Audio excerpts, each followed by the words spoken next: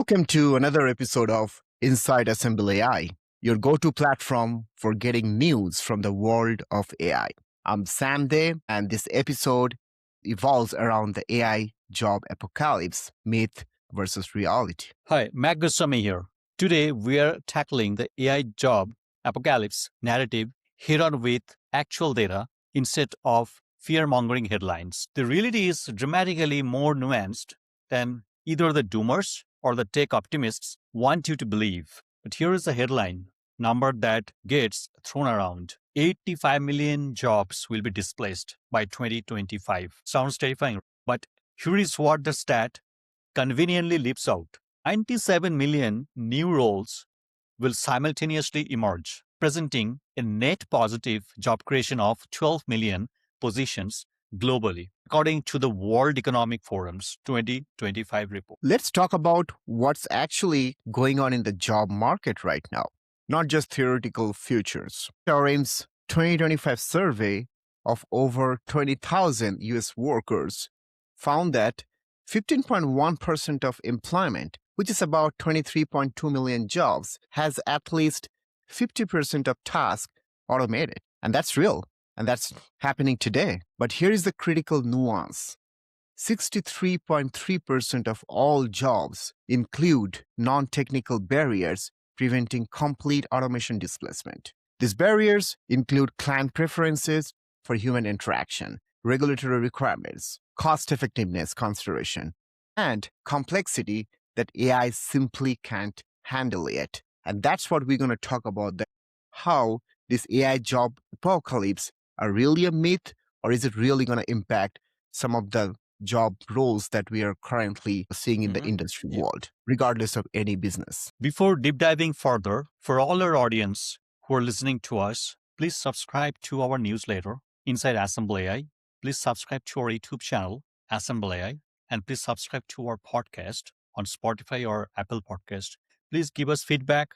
Please give us reviews, how you would like to. And is there any other topics that you want to listen? Thank you. The displacement narrative fundamentally misunderstands how technological transformation actually works historically. Over 85% of employment growth since 1940 came from technology-driven job creation, not destruction. New technologies create demand as well as save labor. The pattern is consistent. Each 1 point productivity gain from technology raises unemployment by about 0.3 points temporarily. But this effect fades within 2 years, according to Goldman Sachs research. We are seeing the transition inflation in unemployment, not permanent structural collapse. But let's not sugarcoat the pain points because they are real. Sam, we talked about that what the data shows that how many jobs are being created and how many jobs are lost. The assumption is right, that is very fear-mongering in the sense Microsoft already laid off last year, if you see, I think it's more than 20,000.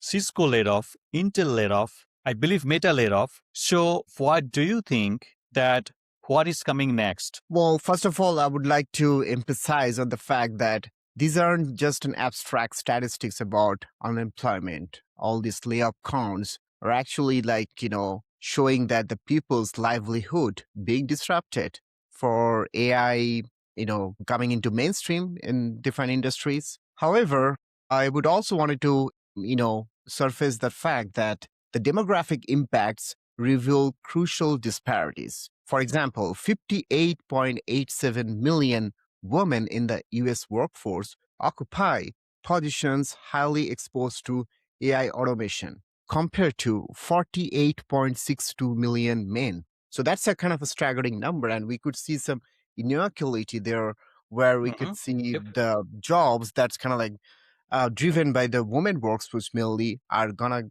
be more impacted by AI. So that's definitely a concerning factor. Now, there's another, like a demographic or age-related factor here, and the stat says that workers aged 18 to 24 are 129% more likely than those over 65 to work, or AI will make their jobs obsolete. So that means, the younger population probably going to get more impacted by this AI, implementation or AI apocalypse of impacting the job market. And another stat says that 49% of Gen Z job seekers believe AI has reduced the value of their college education. Entry-level jobs disproportionately filled by young workers face severe pressure, with nearly 50 million US jobs affected according to recent study. And all these stats are really concerning right now.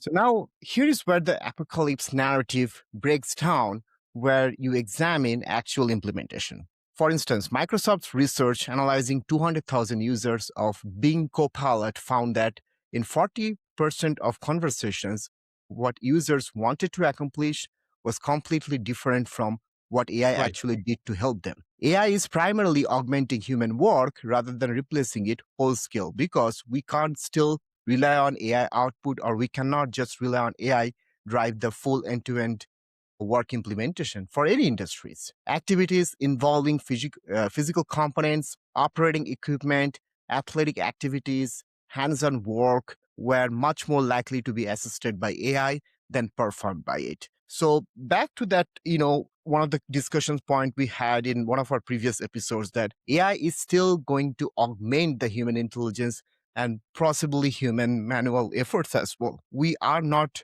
yes, of course, there are some jobs might get replaced by AI. But there'll be future roles going to emerge where human is going to probably work more closely with AI to carry out certain tasks. We are just going through the transition right now. So that's why I guess we see some concerning statistics coming out. But few years down the line, we might see a different pattern emerging up, and those stats might look different. Absolutely, Sam. I completely resonate with that as well. I believe that we are definitely that we are right now in the transition mode right now, because if you see the pattern that when first the World Wide Web came, right, that we everything was manual 40 years back. So when World Wide Web came, then we all were thinking at that point that it is going to replace all the manual jobs.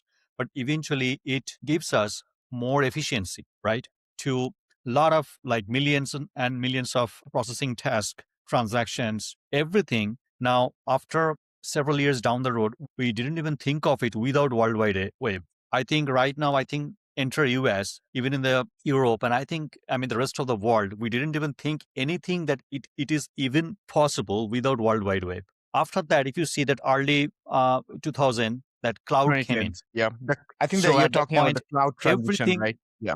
cloud transition. Then everything, like most of the industries, 90% of the transition, so they were completely in the competing zone each other, that how they can be cloud transition ready. So from their in-house data to how they will transform the data, and how eventually like they will move the data to the cloud. So then we came to a lot of companies. AWS was the pioneer, Azure, then Google Cloud, and also then in terms of data transformation, we have seen Snowflake, Databricks. Never ever that we have seen that, of course, like there were job losses, but at the same time, that created more jobs as well.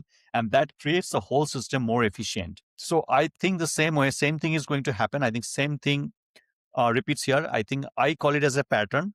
I'm sure that, a lot of people, like they are not too much AI.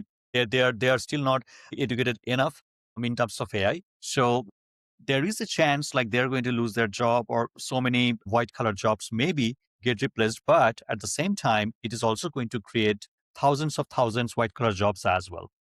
So, for example, 350,000 new AI related positions are emerging: prompt engineers, human AI collaboration specialists, AI ethics officer, machine learning engineers. But there is the catch that nobody wants to talk about. 77% of new AI jobs require master's degrees. This creates massive accessibility problems for workers displaced from the roles requiring only high school diplomas or bachelor's degrees. The transition is not automatic or painless. Okay. So if I, like want to wrap up this conversation, I would say the bottom line here is that AI job displacement is real. Okay. Again, it's real. The numbers are not telling lie here. It's acceleratory, and it's also kind of concentrated in specific sectors and demographics across different industry verticals. However, job creation is also real. We have seen a shift from software engineering to prompt engineering roles recently. So the job creation, there will be more roles will be created. It's going to be more significant as that will be also measurable. But we might see the stats start getting improving in a few years down the line. The net effect is transformation, not devastation. Workers need to adopt, companies need to invest in reskilling, policymakers need to facilitate transition. Pretending either that everything's fine or that we are facing mass unemployment doesn't serve anyone. We all need to adapt, human beings. That's how we evolved throughout the civilization, especially in this modern technology era. The data shows a complex, challenging. We believe in human society. We believe in human intelligence. Should be able to navigate around this scenario, and hopefully, we will see more roles coming up in the future where we coexist with AI and think about more of a modern civilization powered by AI and a new technology and stuff. So I Absolutely. think I would pass it over to you, Mac, to kind of like wrap up this episode. Absolutely. Yeah. So even though that that there is a fear mongering news that so many layoffs of the big tech companies, I can assure you guys that there are also a lot of new jobs are coming in. Also, those companies who are laying off, they are also recruiting newer and newer positions as well at the same time. Maybe the percentage is a little bit less as compared to the layoff, but at the same time, a lot of companies, there are a lot of openings nowadays. If you can see the first quarter itself, this year, you will see there are a lot of job openings only for the AI engineers, program managers, AI project managers, AI transition lead. There are a lot of newer and newer roles are coming into the market. So I think don't get scared that what is in the market, that these companies will lay off their employees, something like that. You just need to educate yourself of AI whatever way you can, whatever your business case, whatever kind of job roles that you are having right now. Based on that, how effectively you can use AI. Thanks for listening. For the next episode, jobs AI will augment, not replace, and why those safe zones exist. Thanks for watching. Keep grinding, keep listening. Thank you. Thank you.